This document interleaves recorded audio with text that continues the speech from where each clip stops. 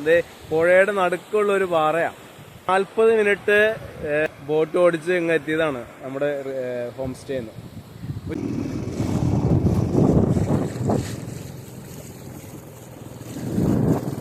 അതിലൊരു നടപ്പാത, ഒരു സൈക്കിൾ ട്രാക്ക് മാത്രം മതി. പിന്നെ രജിസ്റ്ററാണ് ആ കാണുന്നതാണ് പാണേലി പോര്. ഞങ്ങള് റിവർലാൻഡ് ഹോം സ്റ്റേന്ന് ഒരു 40 മിനിറ്റ് ഇതാ കാണുന്ന ഇഞ്ചിപ്പച്ച മഞ്ചിയിൽ ഇങ്ങോട്ട് തുഴഞ്ഞു വന്നതാണ്. അപ്പോൾ ഈ നിൽക്കുന്നത് ജോസേട്ടനാണ്. ജോസേട്ടന് ഈ പ്രദേശത്തെ പറ്റിയും ഇതിൻ്റെ ഇനിയും വരുന്ന ഒരു ടൂറിസം ഡെവലപ്മെൻറ്റിനെ പറ്റിയും കുറച്ച് കാര്യങ്ങൾ സംസാരിക്കാനുണ്ടെന്ന് പറഞ്ഞു. Good morning. ഞാനിവിടെ ചെറിയൊരു ഹോം സ്റ്റേ ആയിട്ട് ഇങ്ങനെ കഴിയുകയാണ്. ഞാൻ ഇപ്പോൾ ഈ അടുത്ത കാലത്തായിട്ട് യൂറോപ്പ് 2 ആഴ്ച പോയി നിന്നിട്ട് വന്നയാളാണ്. അപ്പോൾ യൂറോപ്പ് പോയി കഴിഞ്ഞാൽ നമുക്ക് കാണാൻ പറ്റുന്നത് അവിടെ എല്ലാം ഒരു നദി എന്നൊന്നും പറയാൻ പറ്റത്തില്ല, ഒരു കനാൽ കേന്ദ്രീകരിച്ചാണ് അവിടെ എല്ലാം ടൂറിസം നടക്കുന്നത്. അപ്പോൾ ഞാൻ എൻ്റെ പെരിയാറിൻ്റെ കരയിൽ ഞാൻ വർഷങ്ങളായിട്ട് 72 വയസ്സാവാൻ പോവാണ്.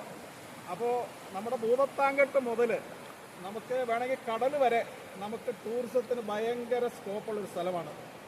നമ്മൾ ചെയ്യേണ്ടത് എന്താണെന്ന് വെച്ചാൽ ടൂറിസം ഡിപ്പാർട്ട്മെൻറ്റും ഫോറസ്റ്റ് ഡിപ്പാർട്ട്മെൻറ്റും ഇതിൽ ഇനീഷ്യേറ്റീവ് എടുക്കണം.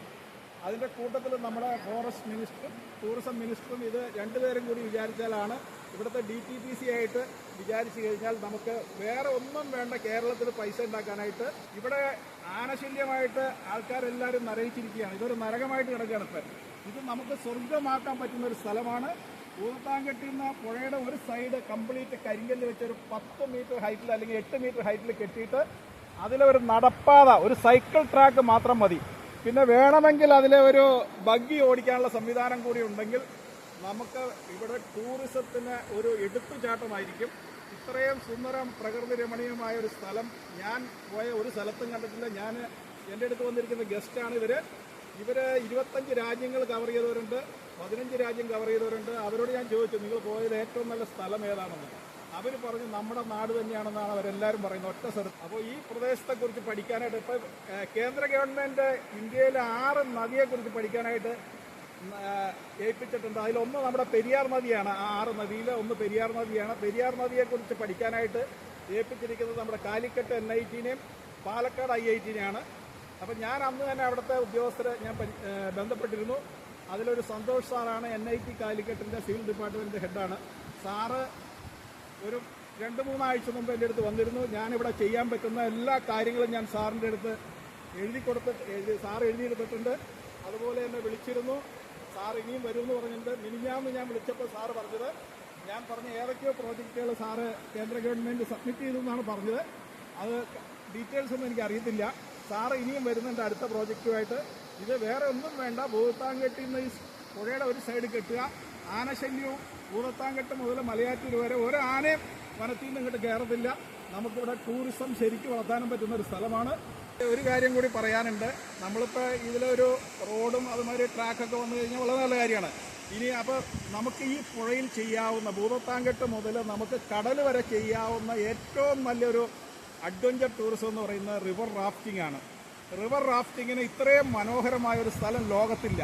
10-15 കിലോമീറ്റർ നമുക്ക് റാഫ്റ്റിംഗ് ചെയ്യാൻ പറ്റുന്നതാണ്.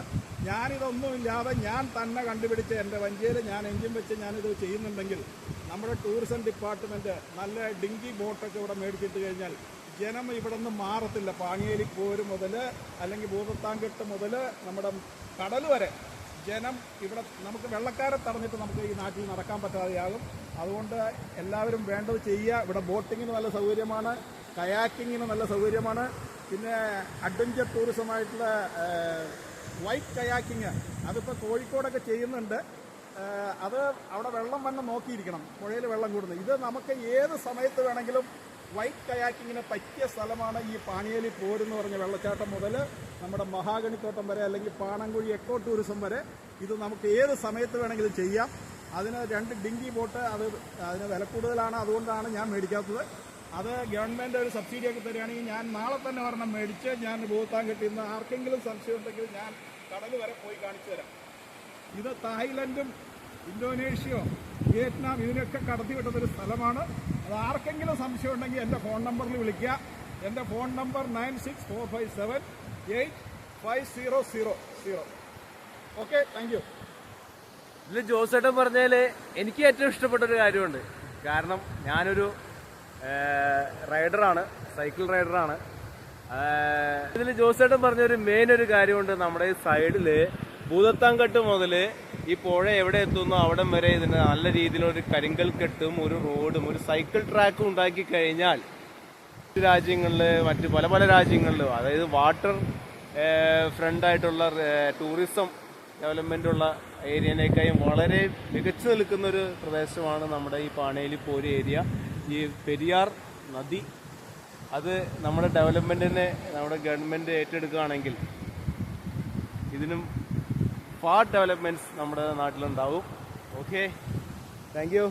നമ്മുടെ പെരിയാർ, അതിമനോഹരമായ പെരിയാർ, അതിമനോഹരമായ പെരിയാർ. എല്ലാ സേഫ്റ്റി മെഷേഴ്സോടുകൂടി ഇതിലെ ഒരു ടൂറിസം ഡെവലപ്മെന്റ്, ടൂറിസം റിവർ റാഫ്റ്റിങ്ങിന് വേണ്ടി കണ്ടെത്തുകയാണെങ്കിൽ, ഈ സ്ഥലം കണ്ടെത്തുകയാണെങ്കിൽ